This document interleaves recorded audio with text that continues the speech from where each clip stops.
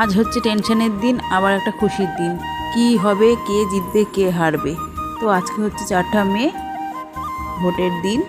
তো আজকে final result বেরিয়ে যাবে যে কে জিতবে কে হারবে।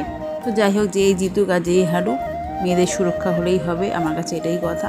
তো সকাল সকাল রান্না বসিয়ে দিয়েছি, বাসি কাজ সারা হয়ে গেছে, এদিকে পুজোও দিয়ে নিয়েছি। এদিকে ভাত বসিয়ে দিচ্ছি, সেই জন্য চালটা ধুয়ে নিচ্ছি। আজকে ওর বাবা কাজে যায়নি, যেহেতু ভোটের সময় অনেক রকম ঝামেলা হয় রাস্তাঘাটে, সেই জন্য। তো দেখো, ভাতও বসিয়ে দিয়েছি চাল ধুয়ে, এদিকে কটা আলু সিদ্ধ দিয়ে দিলাম। আর বানাবো হচ্ছে লাউ শাকের, মানে লাউ শাক বাটা বা লাউ পাতা বাটা, তোমরা যাই বলো।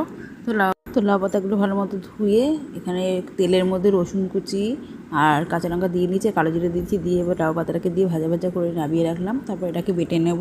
মেয়েকে রেডি করে দিয়েছি, মেয়ে একটু বাবার সঙ্গে গেল বাজারে, এদিকে আমি লাউ পাতাটা বেটে নিলাম। যাই হোক, তোমরা কে কে লাউ পাতা বাটা খেতে ভালোবাসো অবশ্যই জানিও। তো আজকে লাউ পাতা বাটা হয়ে গেছে, আর সকালের হচ্ছে খাবার লাউ পাতা বাটা আলু সিদ্ধ। চলো খেয়ে নিই, টাটা।